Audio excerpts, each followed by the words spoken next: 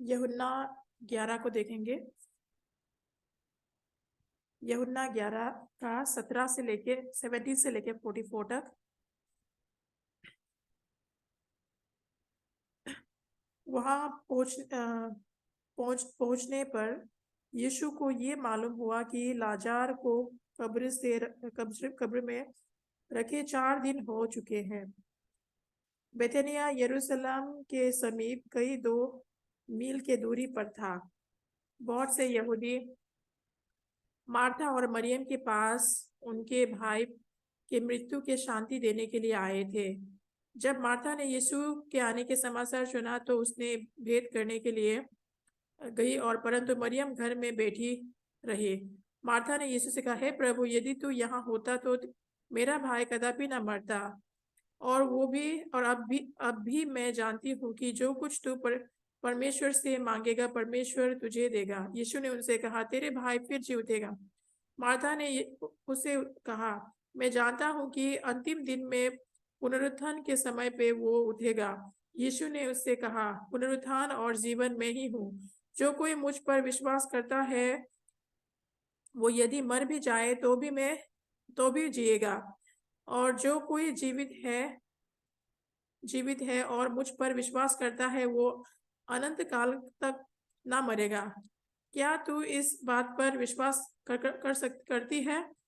उसने उससे कहा, हाँ मैं प्रभु, मैं विश्वास करती हूँ कि परमेश्वर का पुत्र मसीह जो जगत में आने आने वाला था वो तू ही है।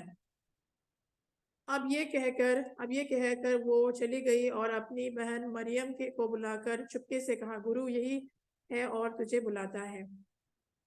ये सुनते ही वे तुरंत उठकर उसके पास आए। यीशु अभी गांव में नहीं पहुंचा था, परंतु उसी स्थान में था जहां मार्था ने उससे भेंट की थी। तब जो यहूदी उसके साथ घर में थे और उसे शांति दे रहे थे, वे देखकर मरियम तुरंत उठ के बाहर गई, और वे समझे कि वे कब्र पर रोने को जाती है। तो उसने उससे पूछा।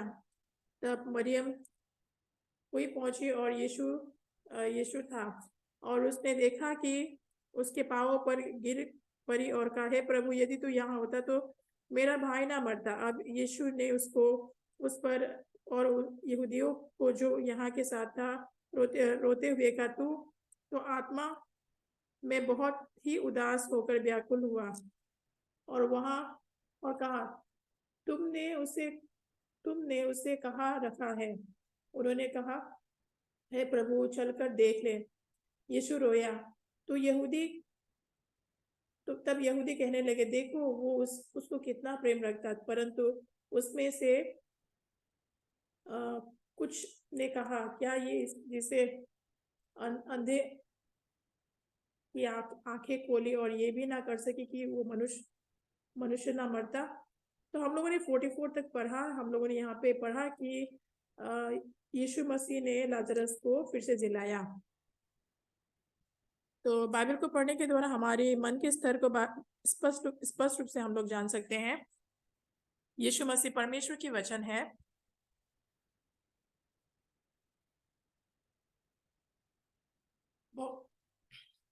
बाइबल में बहुत सारे वचन है जिसको हम लोग नहीं सुन पाते हैं।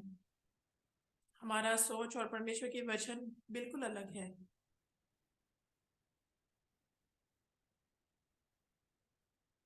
जब मैंने अपना आत्मिक जीवन शुरू किया, मेरे लिए सबसे ज्यादा मुश्किल बात ये था कि जैसे कि आज हम लोगों ने लाजरस के मृत्यु के बारे में पढ़ा, तो लाजरस के बारे में यीशु ने स्पष्ट रूप से बोला था कि तुम्हारा भाई नहीं मरेगा।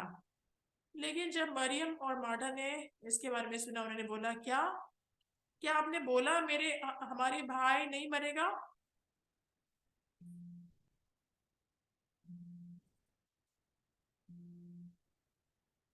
तो ये बात सुनने के बाद उन लोगों का मन एक करना बहुत जरूरी था। वो मर मर चुका है, वो कैसे फिर से जीवित हो सकता है? तो वो लोग क्योंकि अपने सोच के द्वारा पकड़ा गया था। यीशु ने बोला, तुम्हारा भाई फिर से जीवित होगा। लेकिन वो लोग परमेश्वर की वचन, यीशु के वचन को विश्वास नहीं कर सका। जब मैं किमचन में था, क्योंकि मुझे उस समय में मिलिट्री से डिस्चार्ज कर दिया था, तो मुझे आपको तो जाना था। आपको को जाने के बाद मैंने निर्णय लिया कि मैं किमशन जाके सुसमाचार प्रचार करूंगा। लेकिन मेरे पास सिर्फ 300 वॉन ही पैसे थे। जब मैं सॉल से एक किमशन की तरफ जा रहा था, जैसे कि हाल ही में मुझे मिलिट्री से बाहर डिस्चार्ज कर दिया था और मेरा आर्थिक स्थिति बहुत कमजोर था, और मुझे घर भी देखना था जहाँ पे मुझे रेंट लेना था, लेकिन मेरे पास पैसे बहुत कम थे, 300 वॉन था।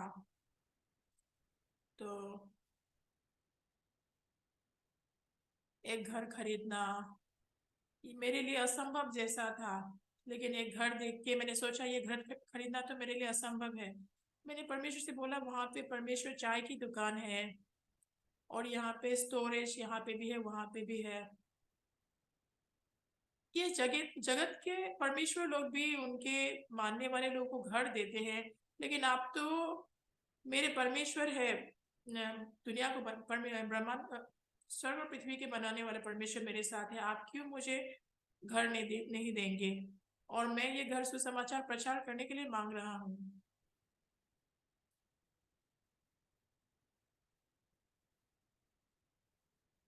लेकिन हमें परमेश्वर के प्रति विश्वास करना बहुत ही जरूरी है। जब मैं किमशन से वापस आ रहा था, तो फिर से मैंने सोचा ये जगत के परमेश्वर भी उनके लोगों को परमेश्वर घर देता है, तो परमेश्वर क्यों मुझे नहीं देंगे? बहुत समय में जब मुझे घर ढूंढना था, मैं इधर उधर जाके किमशन के किस जगह पे रहना अच्छा होगा ऐसा घर ढूंढा था। लेकिन एक बार जब मैं किमशन से काचंग तक जा रहा था, फिर काचंग से आपको तब जाना था, तब मैं से बस से आ रहा था, तो उस समय में एक व्यक्ति मेरे बगल में बैठा हुआ था। वो एक अंग्रेज व्यक्ति था जो इंग्लैंड का है। तो उनका कोरियन का स्किल और मेरा इंग्लिश का स्किल्स बिल्कुल समान है। ना उनको कोरियन आता है, ना मुझे इंग्लिश आता है। तो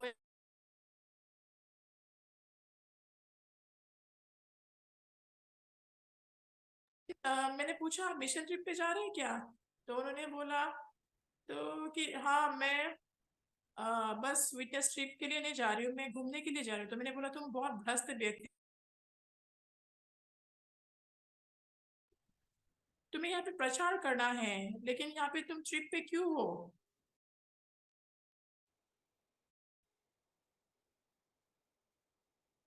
मैंने निरंतर उनको डांटा। अंग्रेज के लोग जो है, वो लोग बहुत ही जेंटलमैन है। यदि भी मैंने उनको बहुत बार डांटा, उन्होंने बस मेरे बातों को सुना। जब मैं बस पे चढ़ा, बस से अब कोक्टोंग जाने वाला था, वो बस से उतर के मेरे पीछे पीछे आ रहा था और उन्होंने बोलने लगा, पास्टर पार्क में, मिस्टर पार्क, क्या मैं आपके साथ रह सकता हूँ? तो फिर हम लोग एक साथ मेरे घर को गए। मेरे पास एक बहुत ही छोटा सा रूम था कोक्टोंग में, और वहाँ पे कोक्टोंग वो जैसे कि गांव के जब गांव एरिया है, वहाँ पे बहने अ, बहने वाला पानी नहीं है, इसलिए बगल में वहाँ पे जहाँ पे पानी इकट्ठा होता है, वहीं से मैं पानी पीता हूँ। लेकिन वो पानी कोई हम लोग हजम कर सकते हैं, लेकिन वो अंग्रेज व्यक्ति वो पानी पी के हजम नहीं कर पा रहा था, इसलिए उनको डायरिया हो गया। तो वो उनको बहुत मुश्किल हुआ, इधर उधर वो जाता रहा, और वो उनका तबीयत बहुत खराब हो गया। तो मैंने उनको बोला, क्षमा कीजिए मुझे, अगली बार से मैं आपको पानी गर्म करके दूंगा। तो 5वें दिन उनका तबीयत ठीक हो गया, और उन्होंने बोला कि मैं अभी वापस जाऊंगा, और मैंने फिर से क्षमा मांगा मांगा कि मुझे आप क्षमा कर दीजिए। तो उन्होंने बोला, मुझे मुझे आपसे कुछ बात करना है। तो मुझे आपके साथ 1 साल रहने दीजिए। क्यों आप मेरे साथ रहना चाहते हैं? अभी तक मैंने बहुत सारे पास्टर्स, मिशनरीज, क्रिश्चियंस लोगों को देखा है, लेकिन मैंने आपके साथ कुछ ही दिन रहा, लेकिन आपके जैसे व्यक्ति मैंने दुनिया में कहीं पे भी नहीं देखा। मैं आपके जीवन को सीखना चाहता हूँ। मैं बहुत ही चकित हो गया ये सुन के कि मेरे जीवन में सीखने लायक क्या चीज है। तो उन्होंने बोला, नहीं, आपके मुझे बहुत कुछ सीखना है आपसे, कृपया करके आप मुझे आपके साथ रहने दीजिए। मैंने बोला, आपको तो इंग्लैंड से मिशन फंड मिलता होगा ना? क्षमा कीजिए, मुझे कोई भी मदद नहीं करता है।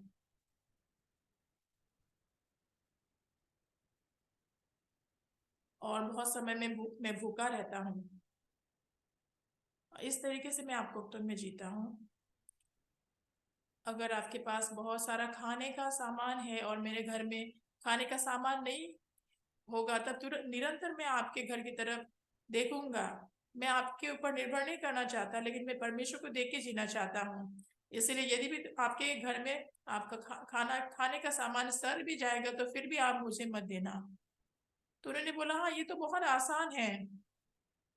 तो मैंने बोला कि हाँ, हम लोग किमचन में घर ढूंढेंगे। और एक हफ्ते बाद वो फिर वापस आके बोला कि मैंने परमेश्वर से प्रार्थना किया और परमेश्वर ने मुझे पैसे दिया और किमचन में उत्तम घर खरीदने के लिए मुझे पैसे दिया। तो मैंने परमेश्वर से बोला, परमेश्वर, आप अंग्रेज व्यक्ति का प्रार्थना सुनते हैं और मेरा कोरियन व्यक्ति का प्रार्थना नहीं सुनते हैं क्या? तो ऐसे मैंने परमेश्वर से बोला, लेकिन अभी यह क्या कर सकते हैं, अभी हमें एक साथ रहना है। तो मैंने उनको बोला, आपका खाने का सामान आप मुझे मत दीजिए और मैं आपको भी अपना सामान नहीं दूंगा।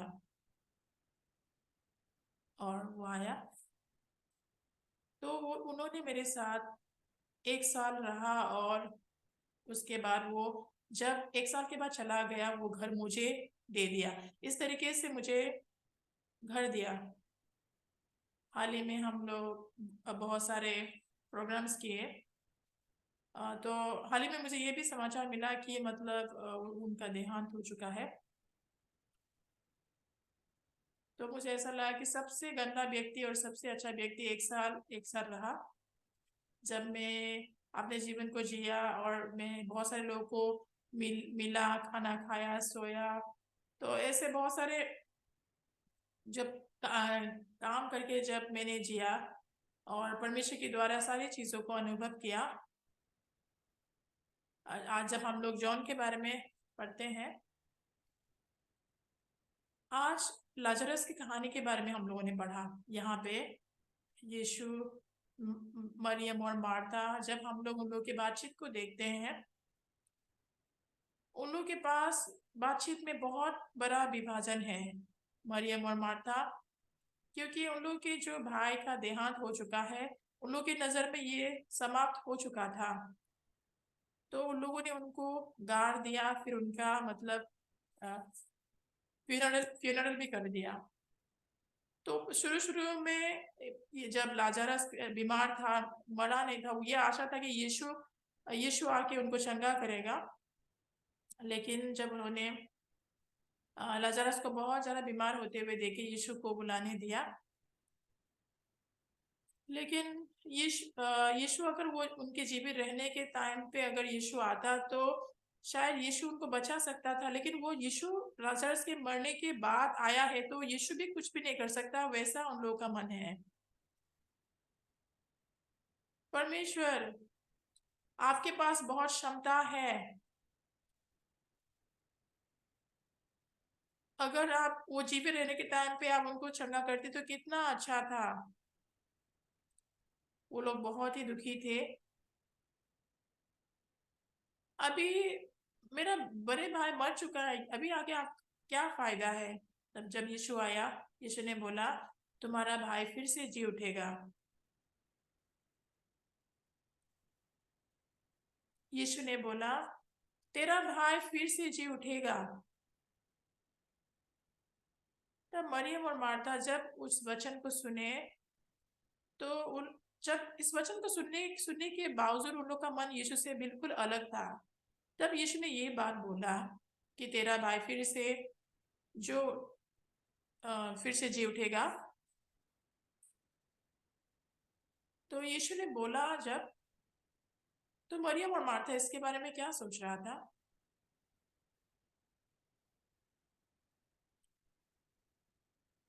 जब वो बीमार था तब आपको आना था, लेकिन अब वो मर चुका है और उनको गारे हुए 4 दिन हो चुका है। अभी आप आए हैं और आप बोलने की मेरा भाई फिर से जीवित होगा, ये बहुत ही मजाक मजाक जैसा मुझे लगा। हम लोग जानते हैं कि वो अंत के दिन वो फिर से पुनरुत्थान होगा।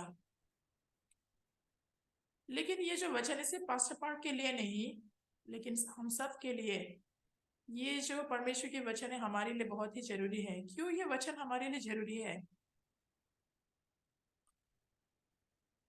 जो यीशु के पास जो सोच है और जो सोच हमारे पास है वो बिल्कुल ही अलग है। सही है ना? यीशु ने बोला कि तुम्हारे पास खुद का अपना अपना सोच है और मेरा अपना सोच है, इसलिए हम लोग बहुत ही अनजान लोग हैं और हमारा तरीका और यीशु का तरीका अलग है। हम लोग परिस्थितियों को देखते हैं। और हाँ, मेरा भाई अगर बीमार बीमार होने के टाइम पे जब यीशु आता तब शायद चंगा कर सकते थे, लेकिन वो मर चुका है, 4 दिन हो चुका है। और इसलिए अभी यीशु बोल रहा है कि आपका भाई फिर से जी उठेगा। यदि भी यीशु को यीशु के बारे में यीशु की बातों को सुन के उन लोगों ने सोचा कि ये बेकार की बातें हैं। हमारे बीच में कुछ लोग हैं, यदि भी ये ऐसा लगता है कि बेकार की बात है, लेकिन ये परमेश्वर की वचन है, पर यीशु की वचन है। और यहाँ पे वैसे लोग भी हैं जो यीशु के वचन को विश्वास करते हैं। आमेन, आमेन। ये इस कहानी को और ये मरियम और मार्था के बारे में यहाँ पे क्यों लिखा गया है? तो जैसे कि तो वो लोग सोच रहे थे कि मतलब बीमार जब था तब चंगा नहीं किया, अभी मरने के बाद चंगा करेंगे, ये कैसी बात हुई? इस तरीके से मरियम और मार्था ने यीशु को विश्वास नहीं किया। हम मनुष्य हैं और हमारे मनुष्य की क्षमता सीमा में क्षमताओं में सीमा है, लेकिन यीशु परमेश्वर है। जो मनुष्य काम नहीं कर सकता है, यीशु वो काम कर सकता है।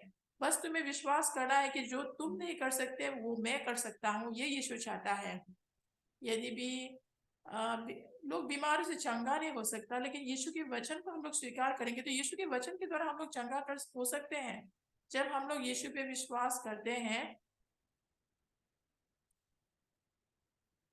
तो हम लोग सोचते हैं कि ये संभव होगा तो हो सकता है। लेकिन यदि भी हमें समझ में नहीं आ रहा है, ऐसा लगता है कि मेरे नजर में ये असंभव है, मेरे लिए ये असंभव है ऐसा लगता है, लेकिन यीशु परमेश्वर के पुत्र है, उनके लिए कुछ भी असंभव नहीं है। और हमें यीशु को विश्वास इसीलिए हमें यीशु को विश्वास करके यीशु के साथ मन एक करना है। अगर वो हमारे बड़ा भाई को बचाता है, हाँ, यीशु मेरे भाई को तब चंगा कर सकता था जब वो बीमार था, लेकिन वो मरे हुए लाजरस को भी जिला सकता है। तो अगर वो विश्वास होता है तो हमारे मन में बहुत बड़ा यीशु के वचन के द्वारा हमें ताकत प्राप्ति होगा। सभी लोग हम लोग मनुष्य के रूप में इस शरीर में जन्म लिए हैं, लेकिन यीशु परमेश्वर है। यदि भी हम लोग मरे हुए लोगों को जिला नहीं सकते या बीमार लोगों को चंगा नहीं कर सकते हैं, लेकिन यीशु मरे हुए लोगों को जिंदा कर सकता है और बीमारों को चंगा कर सकता है। इसलिए हमारा मन और हमारा सोच यीशु के सोच और यीशु के मन के साथ लेवल बिल्कुल अलग है। तो तुम्हें लगता है कि लाजरस नहीं जी सकता, लेकिन मैं लाजरस को फिर से जिला सकता हूँ। तो आप सब लोग को दुख में नहीं रहना है, लेकिन मेरे ऊपर विश्वास करो। यीशु को विश्वास करना जरूरी है। मेरे पास बहुत सारे अनुभव है जहाँ पे यीशु ने मेरे असंभव कामों को भी संभव किए हैं। यदि भी मेरे नजर में बहुत सारी चीजें असंभव थे, लेकिन धीरे धीरे करके मेरे मन में यह आना शुरू होगा कि यदि भी मेरे लिए असंभव है, यीशु के लिए जरूर संभव है। लेकिन मेरे जैसे व्यक्ति, बहुत समय पहले हमारा कलीसिया बहुत ही छोटा था। हमारे पास संडे सर्विस होता था और मुझे घर वापस जाके सोना होता था। हमारे पास खाने के लिए कुछ भी नहीं था और मैं बहुत समय भूखा रहता था। सुबह को भी, कभी कभी दोपहर को भी, शाम को भी। और मैं अपने पत्नी को पत्नी के पास वापस आना मुझे बहुत दुख लगता था।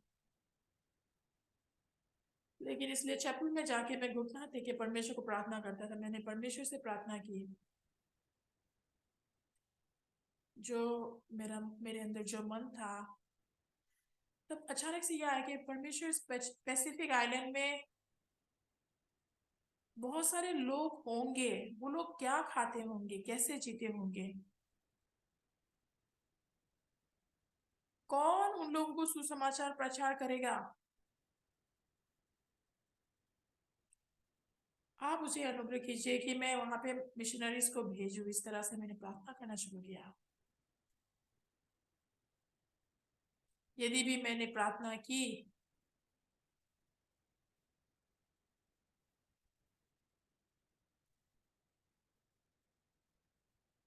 कुछ कुछ लोग मुझे ये बोलते थे कि ये ज्यादा ही दिखाते हैं। लेकिन यीशु मेरे मन के अंदर काम करना चाहता था, और मेरे मन में और मेरे जीवन में मैंने सच में यीशु को असंभव काम को संभव करते हुए देखा है। और हम लोग अभी मिशन वर्क, हमारे जो मिशन का काम है पूरा दुनिया भर में कर रहे हैं। हमारा जो परमेश्वर का हमारा अभी, हम लोग अभी north America, south America, Africa में काम कर रहे हैं। हाल ही में हम लोग बहुत सारे फल को पा रहे हैं। जब मैं कादोंग देगू में था, सुसमाचार को प्रचार करने के बाद किमचन में, वहां पे कलेशिया था, एक प्रेस्बिटेरियन कलेशिया था, प्रेस्बिटेरियन चर्च था वहां पे।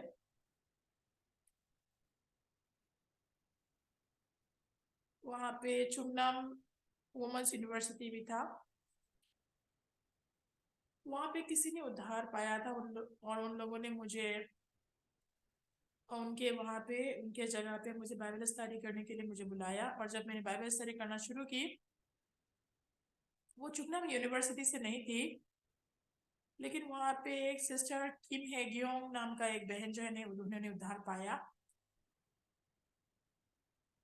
तो उनके जो पिता है प्रेस्बिटेरियन कलेशिया का एल्डर है।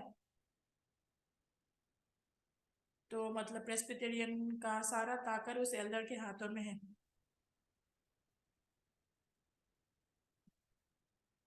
तो इस बहन की पिता एल्डर था, और वो बहन बहुत लंबा समय तक उन्हें उनके पिता को बोला, पास्टर पार्क को गेस्ट स्पीकर के रूप से आप हमारे घर में बुलाइए।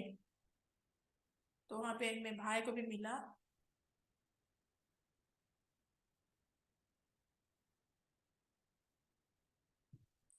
तो जब मुझे तो जब मुझे मिलिट्री से डिस्चार्ज किया गया, तो मेरे पास कुछ कोट भी नहीं था। वो जो भाई है, उन्होंने हाल ही में शादी किया था, उनके पास कोट था। तो प्रेस्बिटेरियन कलेशिया जाने से पहले, तो बोन जो है मतलब गांव की एरिया है। तो जवान लड़के को मैंने देख पाया कि वो लोग कोट पहन रहे, टाई पहन रहे हैं, और वो लोग हमें स्वागत कर रहे हैं। लेकिन मेरे जो कपड़े हैं, मतलब उन लोग के सामने खड़ा होने का लायक नहीं था। इसलिए उस भाई ने अपने कोट को निकाल के बोलने लगा कि मेरा कोट पहन लो। मैंने बोला नहीं चाहिए, नहीं नहीं हो जाएगा, नहीं चाहिए। तो वो मतलब बहुत ही बड़ा था मेरे लिए, क्योंकि मेरा जो शरीर जो बहुत ही छोटा है उनसे, फिर जो भी क्यों ना हो, उस कलिसिया में मैंने 1 हफ्ते तक प्रचार किया और मैं उस समय को कभी भी भूल नहीं सकता। और उस कलिसिया के सब सदस्यों ने उद्धार पाया। और जब भी मेरे पास मौका होता है, मैं बोन को जाता हूँ और भाई बहनों को संगति करता हूँ।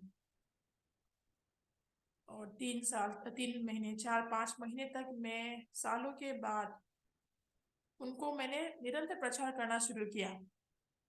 लेकिन 2-3 सालों के बाद मैंने सवाल आना शुरू हुआ कि जरूर इस भाई बहनों ने उद्धार तो पाया है, लेकिन क्यों वो लोग आत्मिक रूप से बढ़ नहीं पा रहा है? क्योंकि उन लोग को निरंतर आत्मिक भोजन नहीं दिया जा रहा है। और जो लोग उद्धार पाके नया जन्म पा चुका है, वो लोग विश्वास से समस्या को समाधान करते हैं। लेकिन जो उद्धार नहीं पाए हैं, उन लोग अपने इंसानी तरीकों से समाधान करते हैं। और जब उद्धार पाए हुए लोगों को एक उद्धार नहीं पाए हुए परमेश्वर के दास प्रचार सिखाते हैं, तो वो उनके लिए बहुत मुश्किल है।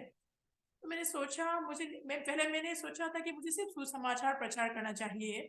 लेकिन बाद में मुझे पता चला सिर्फ सुसमाचार प्रचार करने से ही नहीं होगा, लेकिन मुझे मिशनरीज लोगों को भी बढ़ाना होगा। मेरे जो बेटी है 1972 में जन्म ली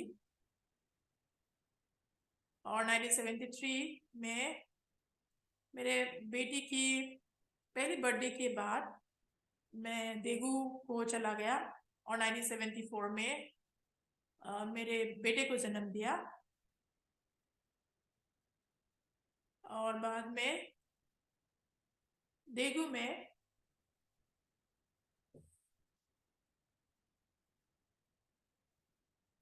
परमेश्वर ने मुझे मिशनरी स्कूल को शुरुआत करने दिया। अभी उस मिशनरी स्कूल से जो भी निकले हैं, अभी वो लोग पूरी दुनिया भर में फैले हुए हैं।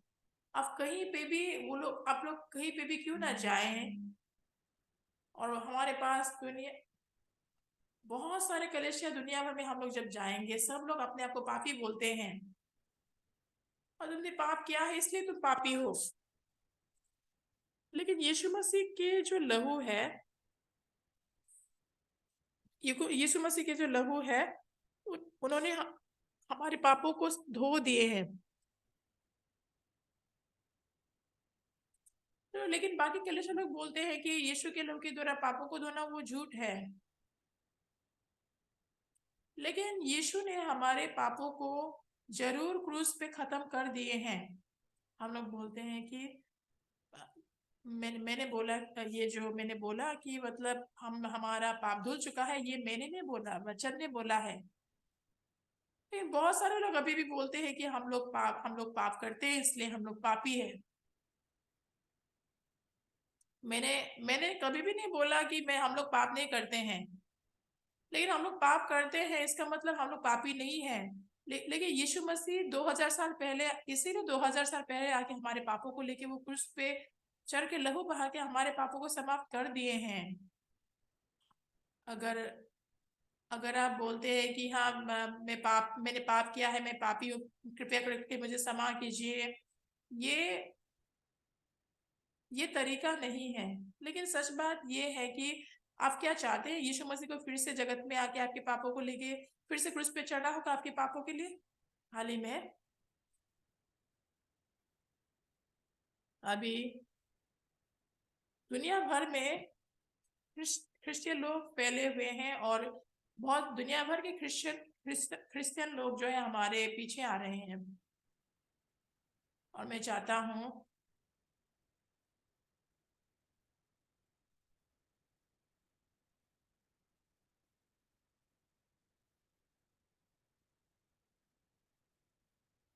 तो जो बहुत सारे कलेशिया जो बोलते हैं कि कृपया करके हमारे पापों को परमेश्वर धो डालिए, ये बहुत ही बेकार की बात है। सभी लोग यीशु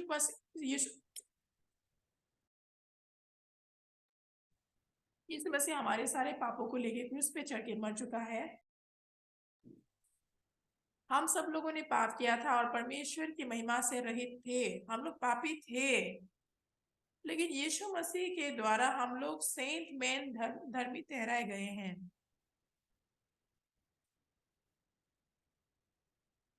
परमेश्वर अगर हमें धार्मिक बोलते हैं तो हम लोग धार्मिक है। यदि हम लोगों ने चोरी की या हमने व्यभिचारी की या कुछ भी की हो, अगर लेकिन ये परमेश्वर ने इसीलिए जब लहू बहाया और लहू बहाने के बाद परमेश्वर ने बोला हम लोग धार्मिक है। परमेश्वर के सामने अगर हम लोग बोलते हैं परमेश्वर हमारे पापों को अभी क्षमा कीजिए, इसका मतलब ये होता है कि परमेश्वर यीशु ने आपके पापों को नहीं धोया। जब मैं इस बातों को प्रचार करना शुरू किया, बहुत सारे लोग मुझे कल्ट बोलना शुरू किया, लेकिन एक एक करके मैंने सब उन लोगों को जब जवाब दिया, उन लोगों के पास हम मेरे साथ बात करने के लिए और कुछ भी नहीं था। आज हम लोगों ने पढ़ा कि लाजरस मर चुका था। यीशु वो नहीं था, तब मरियम और मार्था और लाजरस वो लोग एक साथ थे और उन्होंने यीशु को संदेश भेजा कि आपके प्यारे जो लाजरस है वो बीमार है, इसका मतलब है कि आप तुरंत आके चंगा करो। लेकिन प्रभु नहीं आया। क्यों नहीं आया? अगर यीशु को जल्दी आना चाहिए, अभी मरने वाला है, उनको तुरंत ही आना चाहिए, उन लोग का मन ऐसा था। लेकिन यीशु मरियम और मर्था के मन में, जैसे कि अभी लाजरस मर चुका था और उन लोगों को गाड़ के कब्र में रख दिया था, लेकिन यीशु उसके बाद आया। यीशु आया, ये यहाँ पे लिखा है। यीशु आया, लेकिन मरियम और मार्था जो है उन लोगों के मन में बहुत ही दुख था, वो बहुत ही दुखी थे।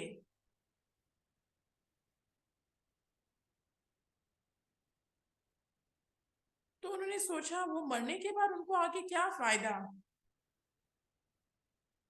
एक व्यक्ति यीशु को मिलने के लिए आया और दूसरी बस चुपके से बैठी हुई थी। तब यीशु ने मार्था को बोला तेरा भाई फिर से जी उठेगा। ये जो वचन है, तो वचन ये है कि वचन ये है कि तुम्हारे मरे हुए भाई को फिर से जिलाएंगे। तब उसको मार्था को ये बोलना चाहिए था, चलो हम लोग कब्र में जाते तो फिर हम लोग उनको जिलाएंगे, ऐसा होना था।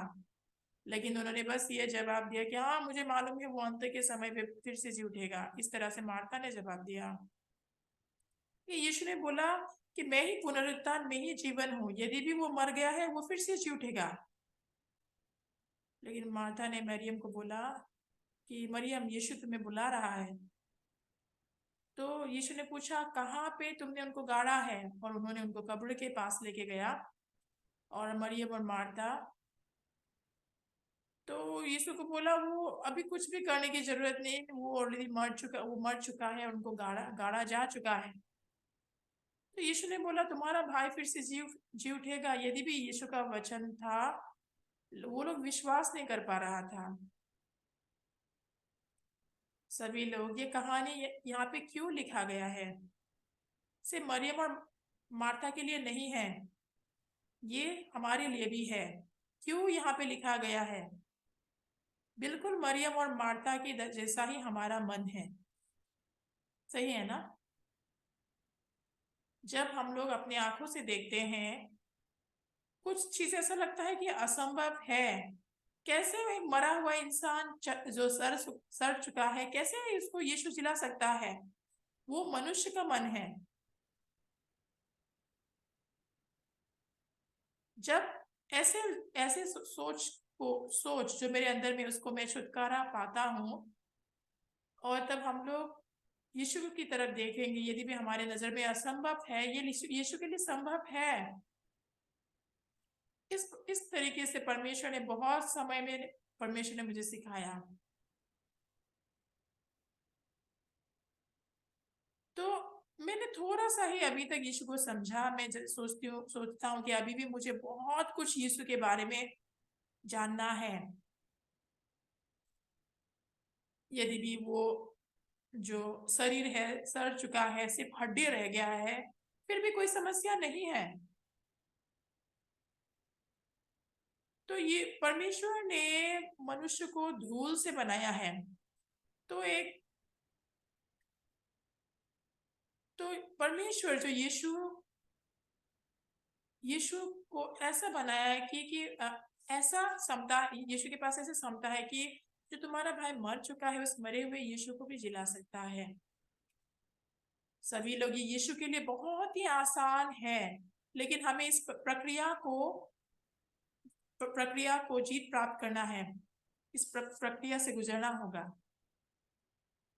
फिर बाद में तो हमें ये आविष्कार होना है कि मैं गलत हूँ। यीशु कभी भी गलत नहीं था।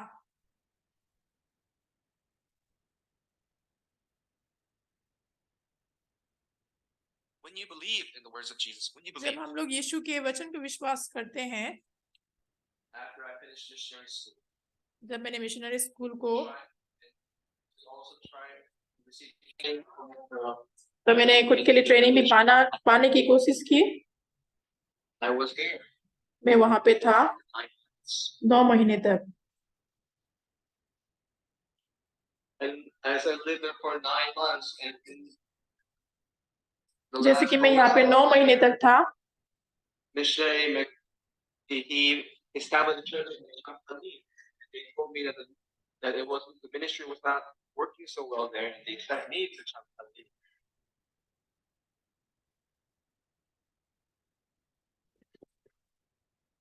तो वहां पे मिशन का काम ढंग से नहीं चल रहा था, इसलिए उन्होंने मुझे जांगपाली में भेजा।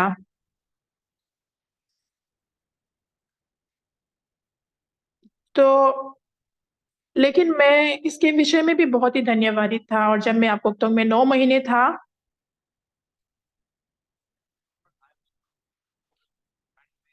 अगर मेरे मन में ऐसा मन होता कि अगर मैं भूखा मर जाऊंगा, तो शायद मैं वहां से भाग जाता। लेकिन 9 महीने तक मैं वहीं पे था। और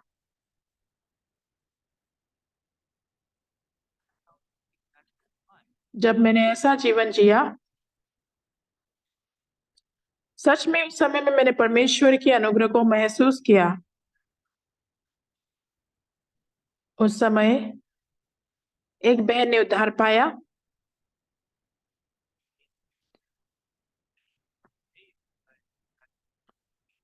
और उद्धार पाने के बाद मैंने बहुत लंबा समय के बाद उनके घर पे खाना खाया।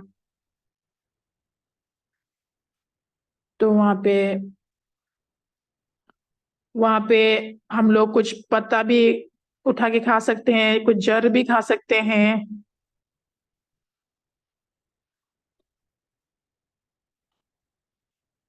तो एक गाय का भी शरीर जो मुझसे जरा बड़ा है, वो लोग घास खा के जीते हैं, तो मैं घास खा के क्यों नहीं जी सकूंगा। तो वहां पे बहुत सारी सब्जियां है, साग सब्जी है, हरा हरे पत्ते हैं। तो एक गाय जो उनके शरीर मुझसे ज्यादा बड़ा है, वो खा के जीवित रह सकता है, तो मैं उसको खा के क्यों जीवित नहीं रह सकता।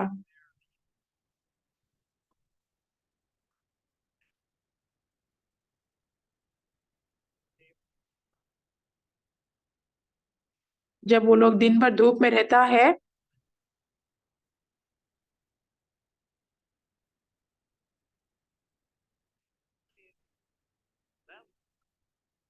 तो मतलब जब सुबह को धूप निकलता है, तब उसी समय में उन हरे पत्तियों में सबसे ज्यादा न्यूट्रिएंट्स होता है।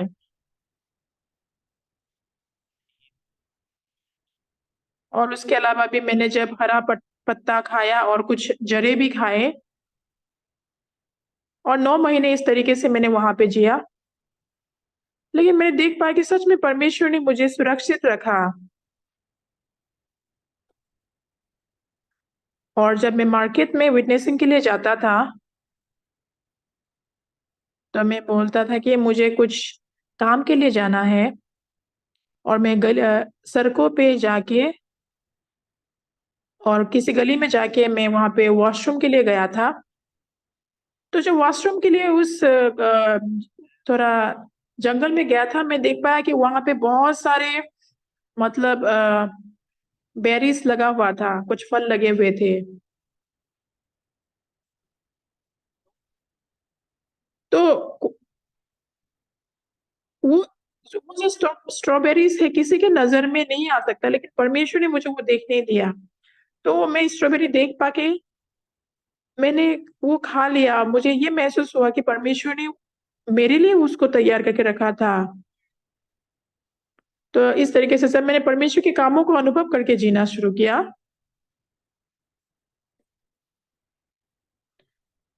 तो इस तरीके से परमेश्वर ने मेरे मन को बदलना शुरू किया। परमेश्वर बहुत ही लंबा समय तक मुझे प्रशिक्षण दे रहे हैं और आगे भी देंगे। और मैंने ट्रेनिंग को पाया, प्रशिक्षण को पाया, और मैंने मिशनरी स्टूडेंट लोगों को भी मैं प्रशिक्षण दिया और अभी भी दे रहा हूँ।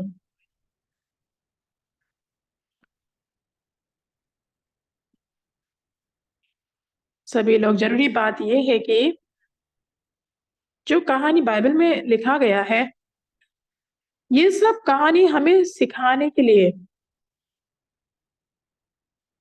तो यीशु ने बोला कि तुम्हारे भाई भाई फिर से जी उठेगा, जो भी क्यों ना हो। इस वचन को, बोले हुए वचन का हमें विश्वास करके हमारी सोचों पे जीत प्राप्त करना है। तब अगर अगर हम लोग सोचते हैं कि हमारी सोच ज्यादा जरूरी है, तब हमारे यीशु के वचन को विश्वास करना मुश्किल होता है। लेकिन जब हम लोग यीशु पे विश्वास करते हैं,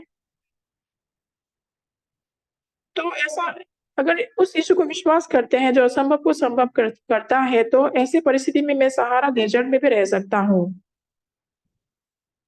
ये बहुत ही आश्चर्यजनक बात है।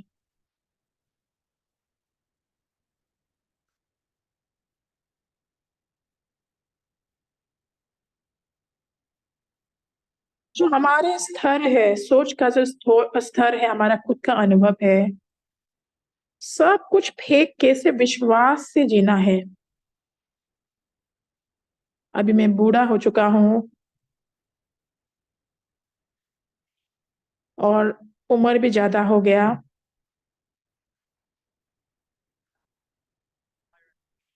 तो 70 साल की उम्र में रिटायरमेंट हो जाना चाहिए। लेकिन हमारे कलेक्शन में कहीं रिटायरमेंट का उम्र नहीं है, इसलिए किसी ने मुझे बाहर निकलने के लिए नहीं बोला है।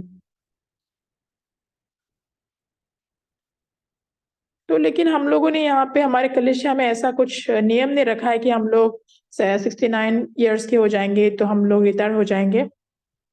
मैं देख पाता हूँ कि परमेश्वर मुझे अगुवाई कर रहा है, और परमेश्वर क्या मेरे द्वारा प्रचार करना चाहता है।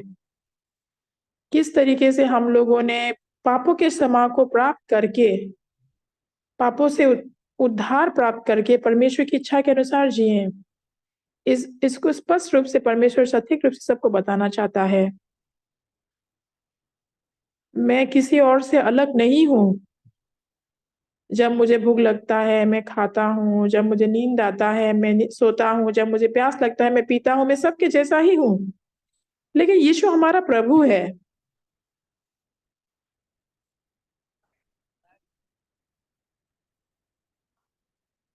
तो हम लोग मरियम मार्था सोच रहा था, अगर अगर लाजरस जी रहा था तभी यीशु आते तो कितना अच्छा होता।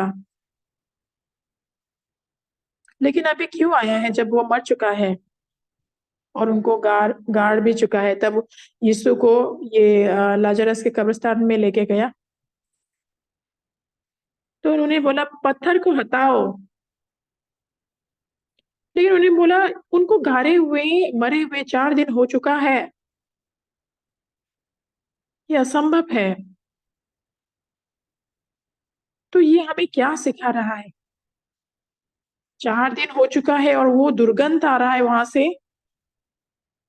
तो ये असंभव को यीशु संभव कर सकता है। आमेन।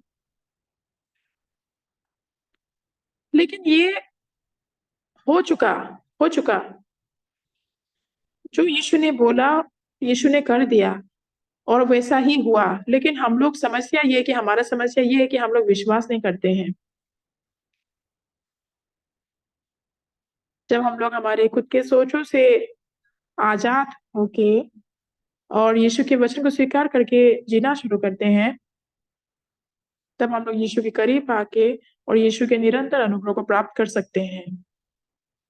सभी लोग एक कोरिया में बहुत सारे लोग मुझे कल्ट बोलते हैं। क्यों मुझे कल्ट बोलते हैं? क्योंकि मैं बोलता हूँ कि मेरे पास हमारे पास पाप नहीं है, इसीलिए वो लोग मुझे कल्ट बोलते हैं। क्योंकि बाकी कलीसिया लोग खुद के अपने आप को पापी बोलता है और वो लोग अपने आप को पापी बोल के पापों की क्षमा मांगते हैं सभी लोग। तो दिखने में ऐसा लगता है कि वो लोग जो कुछ भी बोल रहे हैं सही है क्योंकि आपने पाप किए हैं। लेकिन यीशु ने कभी भी ऐसा नहीं बोला। यीशु क्रूस में हमारे लिए मरा। यीशु के क्रूस में पड़ने के कारण हमारा पाप सेंट मेंट में हो दिया गया है। आज कोरिया के बहुत सारे लोग और दुनिया के बहुत सारे लोग अभी भी उनके सदस्यों को पापी बोल के सिखाते हैं। लेकिन अगर आप अपने आप को पापी बोल के विश्वास करते हैं तो यीशु आपके लिए मर गया, क्या कोई फायदा है? तो इसका मतलब यह है कि यीशु आपके पापों के लिए नहीं मरा, ये बोलना चाहते हैं आप?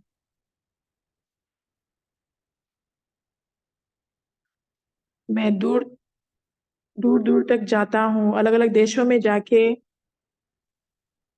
इसके बारे में प्रचार करता हूँ और बहुत सारे डिनोमिनेशन में जाके अलग अलग बड़े बड़े कलीसिया में जब जाके प्रचार करता हूँ, लोग का आंख बहुत बड़ा हो जाता है मेरी बातों को सुन के। तो हम लोगों ने पाप किया है इसलिए हम लोग पापी है, लेकिन पास्टर पाप बोलते हैं हम धार्मिक है, तो इसलिए वो इस वचन को अस्वीकार करना चाहता है। तो फिर यीशु क्यों मरा? तो ये सवाल मैंने पूछा। यीशु हमारे पापों के लिए मरा, तब जब मैं ये बताती हूँ उन लोग के पास कोई जवाब नहीं रहता है।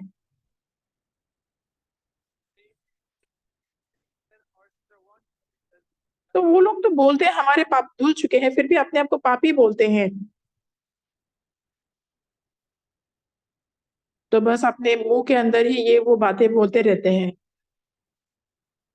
एक एक करके धीरे धीरे करके मैं अपने परमेश्वर के वचनों को प्रचार करना शुरू करता हूँ और धीरे धीरे करके इस तरीके से वो लोग विश्वास करते हैं। तो जब वो विश्वास करते हैं मैं देख के बहुत चकित हो जाता हूँ। मैं पराग्वे गया था।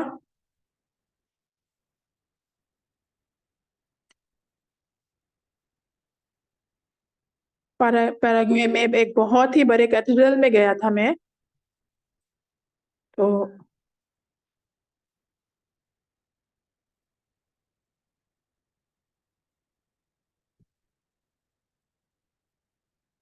उन्होंने बोला कोयर को 30 मिनट गाने दीजिए, आप 20 मिनट प्रचार कीजिए। उन्होंने नहीं बोला है कि 20 मिनट प्रचार करके मुंह बंद करो।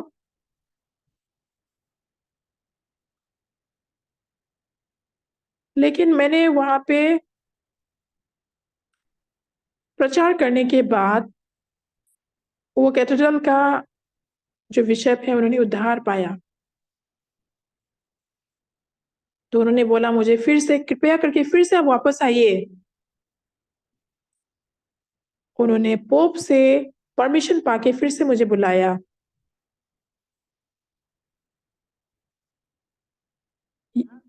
ये जो प्रिस्ट था, मतलब पुरोहित था, वो पापों से आजाद नहीं हो पा रहा था, इसलिए वो बहुत ही दुखी था। लेकिन इस बार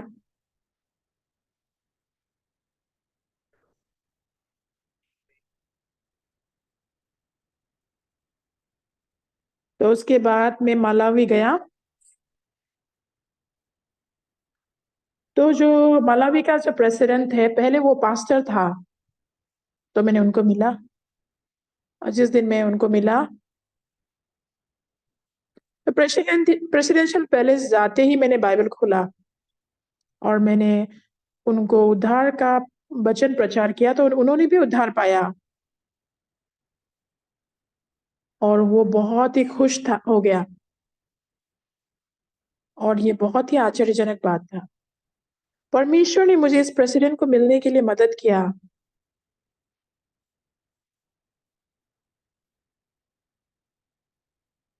इस बहन के साथ, तो एक बहन जो है, ये बहन इस प्रेसिडेंट को कॉन्फ्रेंस में बुलाना चाहता था।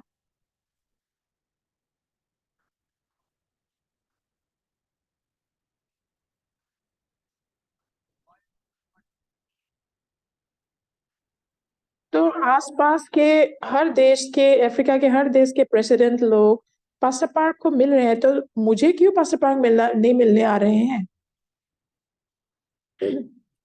तो कुछ सालों के बाद मैं उस देश में फिर से चला गया।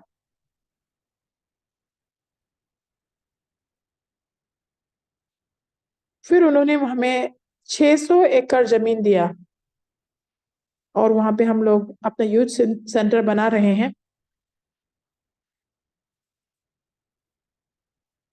जब मैंने प्रेसिडेंट को हमारे देश में आने के लिए बुलाया, तो उन्होंने बोला मेरे पास समय नहीं है।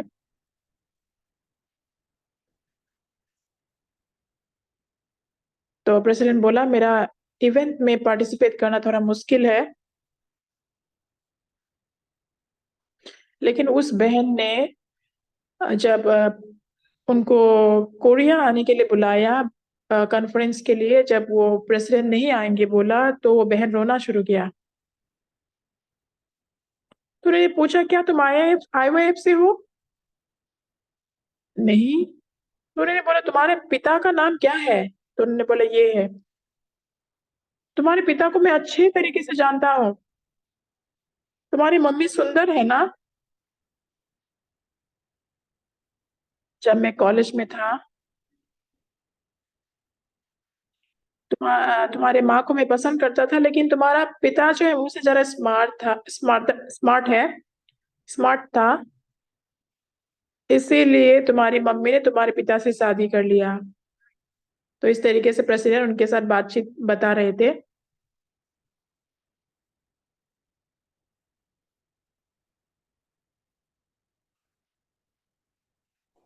परमेश्वर ने ये पहले से ही तैयार करके रखे हुए थे।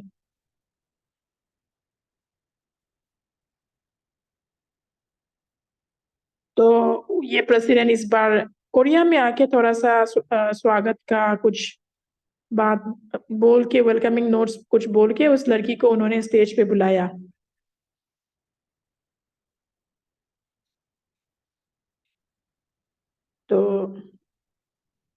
तो फिर अपनी बात उन्होंने बताया।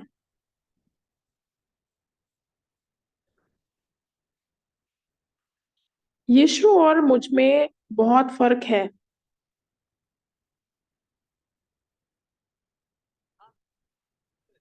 यीशु दुनिया भर में है, हर जगह पे है, मैं इसके बारे में बात नहीं कर रहा हूँ। लेकिन जो हमारा मन जो है अलग है। लेकिन हमारा मन जब यीशु के साथ जुड़ेगा, तब यीशु का ताकत हमारे मन पे बहेगा। अभी तक बहुत सारे लोग मुझे गलत बोलते हैं, क्यों? बहुत सारे कलीसिया लोग, क्योंकि अभी भी अपने आप को पापी मानते हैं और इसीलिए पापों के क्षमा को अभी भी मांगते हैं। लेकिन यीशु मसीह ने हमारे सारे पापों को धो दिए हैं। बाइबल बोलता है सभी लोगों ने पाप किया और परमेश्वर की महिमा से रहित थे, लेकिन यीशु मसीह के द्वारा हम लोग सेंत मेंत धर्मी ठहराए जा चुके हैं। हमें धार्मिक बना दिया जा चुका है। तुम विश्वास करते हो कि करो या ना करो। यीशु के क्रूस पे मरने के द्वारा हमारा सारा पाप धुल चुका है सेंट मेंट में और हम लोग धार्मिक बन चुके हैं। और जो विश्वास नहीं करता है खुद को पापी बोलेगा, जो विश्वास करता है वो लोग खुद को धार्मिक बोलेंगे। वही फर्क है। सभी लोग, मैं जो बता रहा हूँ ये आसान है कि मुश्किल है? ये बिल्कुल आसान है, लेकिन अभी भी बहुत सारे पास्टर्स लोग अपने आप को पापी बोलते हैं। वो लोग बोलते हैं आप कैसे बोल सकते हो आप धार्मिक है, और वो चिल्लाते हैं।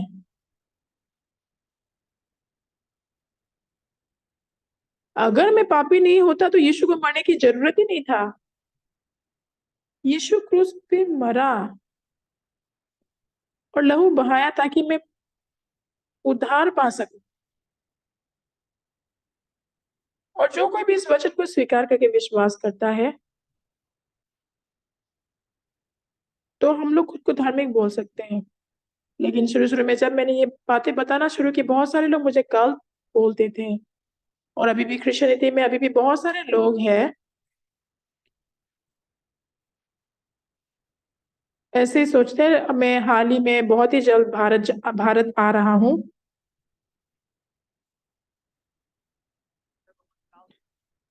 ताकि मैं लाखों लोगों के सामने प्रचार कर सकूं इस इस बारे में कि हमारे मेरे पाप ये धुल चुके हैं, इस सत्य सत्य को बताने के लिए। ऐसे बहुत सारे लोगों को बताने के लिए हम लोग धार्मिक बन चुके हैं। जिन लोगों ने मुझे बहुत सारे लोगों ने मुझे इस विषय के लिए गलत बोला है, लेकिन फिर भी ये बताने के लिए हमारे पाप धुल चुके हैं, हमारे पाप क्षमा हो चुके हैं, ऐसे बातों को बताने के लिए आऊंगा। यीशु हमारे पापों के लिए मरा है। सभी लोग, मैं एक हबचन नाम के कलीसिया में गया था।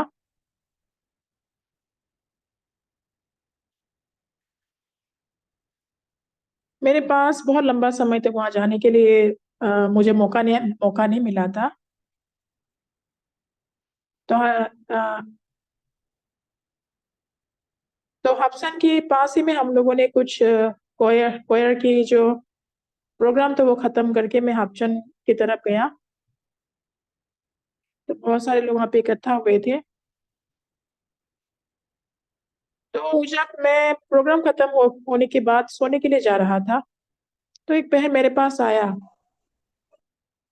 तो उन्होंने बोला, पास्टर मैं अपने पति के साथ शादी किए हुए 20 साल हो चुका है। शुरू शुरू में मेरे पति चर्च जाता था, लेकिन 3 साल के बाद, हमारे शादी के 3 साल के बाद, वो उन्होंने शराब पीना शुरू कर दिया। लेकिन अब 20 साल हो चुका है, वो सुबह से लेकर शाम तक पीता रहता है। और जब वो काम करके वापस आते हैं, वो देख पाते हैं कि अपने पति के मतलब घर के रूम में हर कोने में जो शराब का बोतल है इधर उधर गिरा रहता है। तो जब उनको ये सब साफ सफाई करना पड़ता है तो उनके मन में बहुत ही दुखी होता है।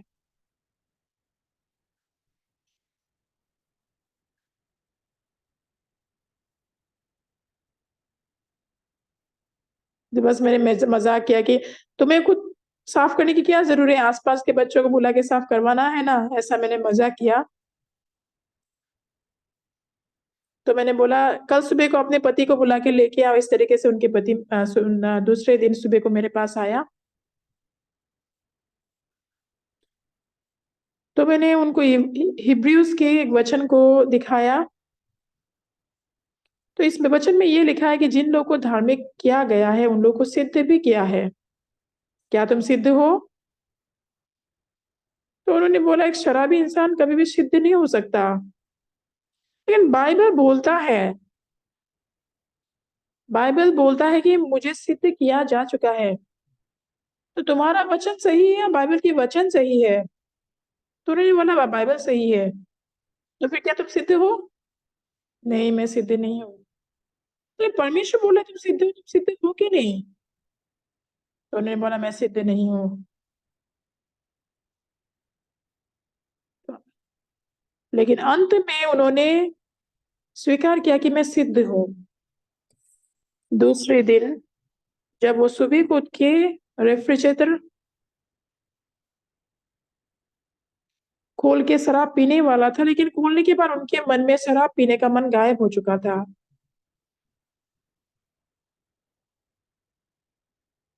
जब मैंने ये सुना तो मैंने बोला तुम मिशनरी स्कूल में आ जाओ। तो इस तरीके से मिशनरी स्कूल आया, तो वो लोग बहुत अच्छे से जी रहे हैं अभी, सुसमाचार प्रचार करके।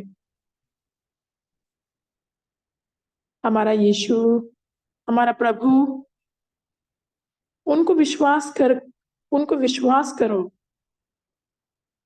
और जब हम उनको विश्वास करते वो काम करते हैं।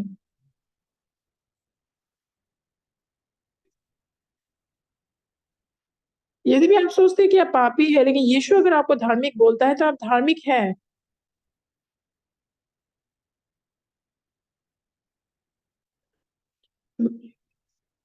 मैं पापी हूँ, लेकिन अगर यीशु आप मुझे धार्मिक बोलते हैं तो मैं धार्मिक हूँ।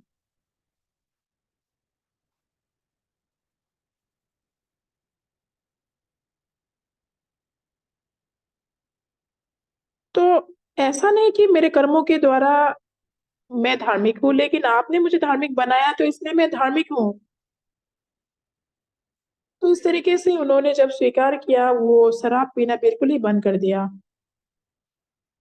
तो हर रोज वो बिना खाए पिए हर रोज शराब पीता था, लेकिन अभी बहुत अच्छी से मिनिस्ट्री करके बहुत दोनों पति पत्नी बहुत खुशहाल जिंदगी जी रहे हैं।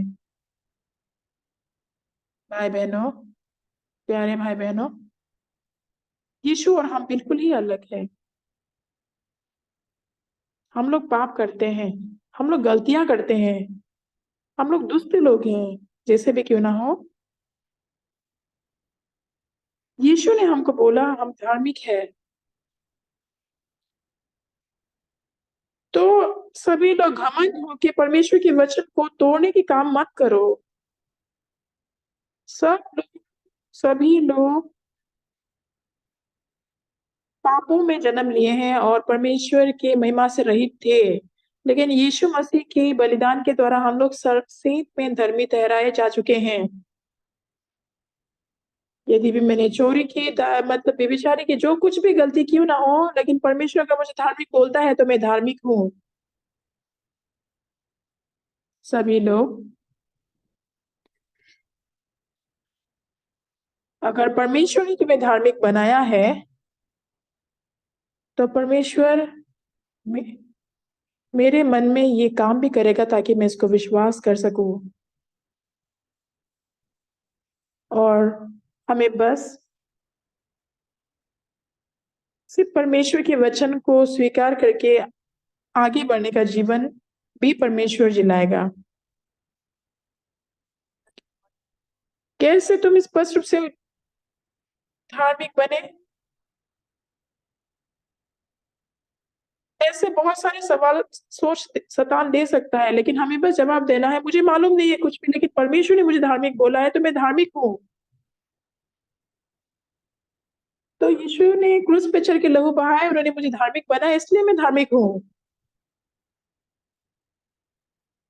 सभी लोग आज, अभी भी बहुत सारे लोग अपने आप को पापी बोलते हैं, लेकिन परमेश्वर बोलता है मेरा सोच और तुम्हारा सोच बिल्कुल अलग है। तो हमारा सोच परमेश्वर की सोच से बिल्कुल अलग है, इसलिए हमारे खुद के सोच को विश्वास नहीं करना चाहिए। खुद के सोच को फेंक के पर परमेश्वर के वचन को विश्वास करना है।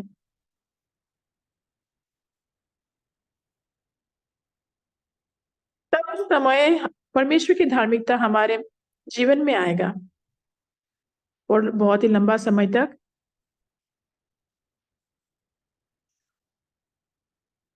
मेरे जीवन में बहुत समय दुख तकलीफ आया है, लेकिन परमेश्वर हमेशा मेरे साथ था। दुनिया भर में इस दुनिया भर में, पूरी दुनिया भर में मैंने बहुत जगह जाके मैंने कॉन्फ्रेंस किया है, और दुनिया के सारे लोग अभी वो सुसमाचार जो मैं प्रचार करता हूँ, लोग स्वीकार करना शुरू कर दिया।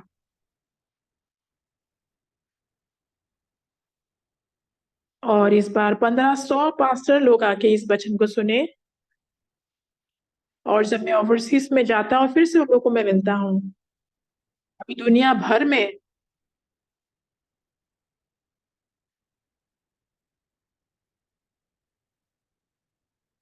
और बहुत सारे क्रिश्चियन लोग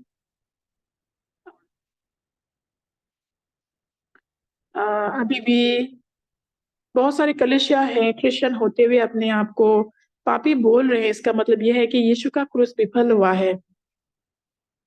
लेकिन सच बात यह है कि यीशु ने हमें बचाया है और हमें सारे पापों से आजाद कर दिए हैं।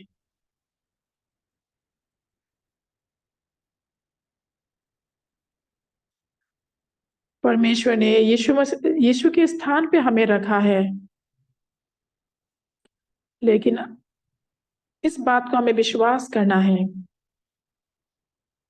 तब यीशु हमारे जीवन में स्थापित होता है।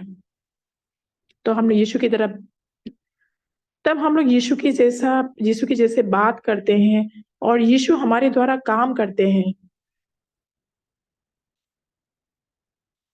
जब मैं अपने आप को देखता हूँ, ऐसा लगता है कि यीशु की बातों को अभी तक मैंने थोड़ा सा ही समझा है, अभी भी बहुत कुछ समझना बाकी है।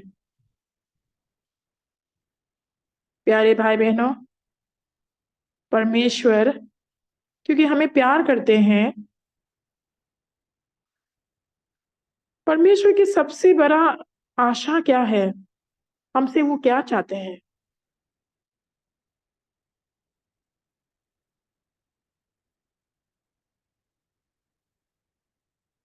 तो परमेश्वर चाहता है कि हमारा मन परमेश्वर के साथ एक हो। तो ऐसा हमारी सोच में ऐसा लगता है कि ये कुछ, मतलब कुछ सेंस नहीं करता है। जैसे कि कैसे एक मरा हुआ इंसान जीवित हो सकता है? 4 दिन हो चुका है, अभी गन मार रहा होगा। लेकिन परमेश्वर के वचन जो है, क्या तुम्हें लगता है यीशु को मालूम नहीं वो उनसे दुर्गंध आना शुरू हो गया है? क्या यीशु को मालूम नहीं कि वो 4 दिन हो चुका है? तो तुम्हारे छोटे से इस दिमाग में तुम इसको समझ नहीं पाओगे। तो यीशु ने जब बोला लाजरस बाहर आओ, तब ये लाजरस ने कभी भी नहीं बोला कि यीशु मैं कैसे बाहर आऊं, लेकिन वो तुरंत ही बाहर आ गया।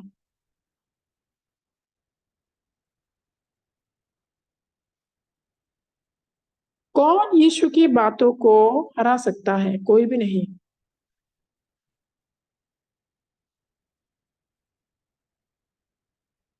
लेकिन यीशु से ज्यादा कोई भी बुद्धिमान नहीं है, और बुद्धिमान लोग वो है जो यीशु की बातों पे विश्वास करता है।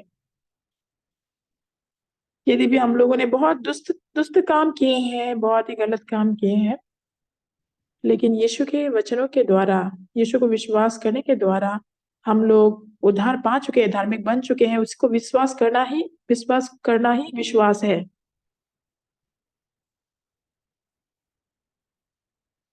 और धीरे धीरे जब आप परमेश्वर के मन की और करीब आ जाते हैं,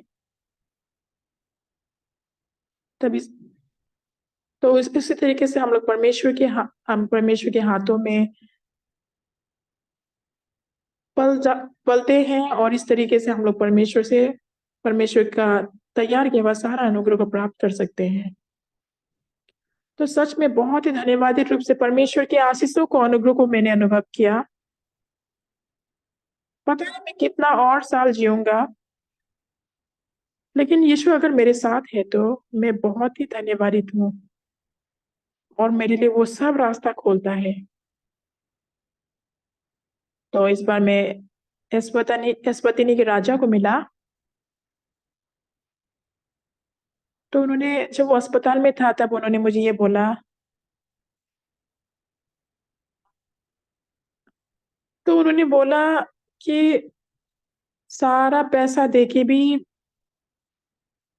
मैं एक यहाँ पे एक अस्पताल स्थापित करना चाहता हूँ।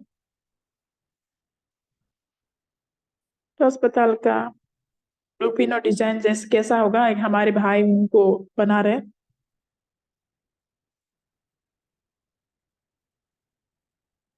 उसके अलावा एक पास्टर की एक बेटी थी जो डॉक्टर है, बोला ये काम बहुत स्ट्रेसफुल है। हाँ, लेकिन मैंने बोला तुम डॉक्टर हो, तुम लोगों के जीवन बचाते हो, लेकिन तुम्हें वही काम करना है। तो अश्वतिनी के राजा को मैंने बोला,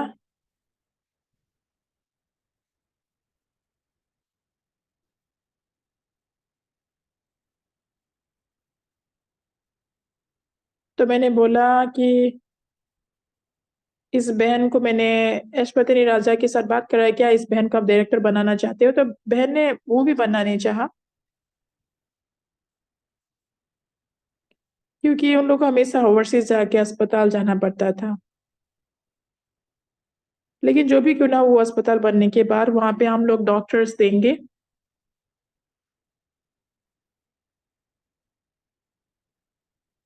तो फिर हाल ही में वो बहन फिर भी, जो भी वहां पे डायरेक्टर बनने के बाद मैंने उनको बोला तुम कोरिया आके यहाँ से भी थोड़ा सा ट्रेनिंग पालो, फिर बहन सुन के यहाँ पे आके थोड़ा 5 महीने ट्रेनिंग के लिए यहाँ पे रहेंगे।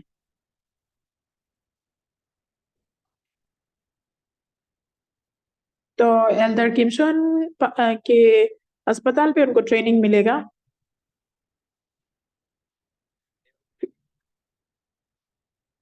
फिर उसके बाद कुछ महीने बाद राष्ट्रपति ने जाके वहां पे अस्पताल किस तरह से स्थापित करना है उसके बारे में वो लोग फिर से विस्तार रूप से प्लानिंग करेंगे।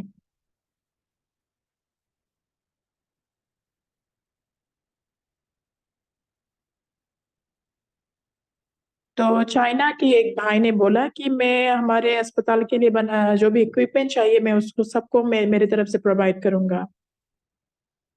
इस तरीके से मैं बहुत धन्यवादी थी कि अस्पताल में हमारा एक वहां पे एक बड़ा अस्पताल बना सका। जब मैंने इस बातों को राजा को बताया तो राजा बहुत ही खुश हो गया,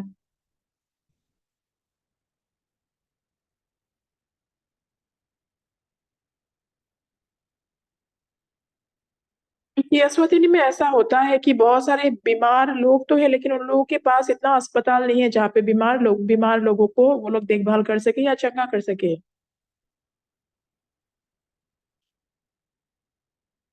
लेकिन बीच में यदि भी ये बहन डॉक्टर बनना छोड़ दिए थे, लेकिन फिर से वो डॉक्टर बन के सेवा कर रहे हैं, तो ये बहुत ही अच्छी बात है। और ये हमारे अस्पताल जो उनको मेडिकल ट्रेनिंग भी दे सकते हैं, ये बहुत ही अच्छी बात है।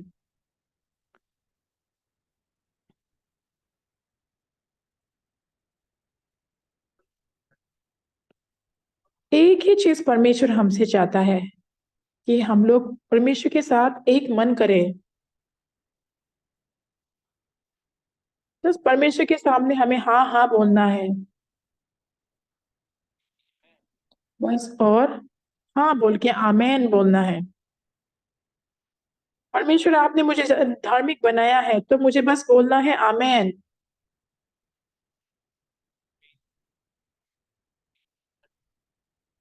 तब आपके जीवन में परमेश्वर की बहुतायत से आशीष आपके जीवन पे आएगा। इतना ही बांटूंगा। धन्यवाद।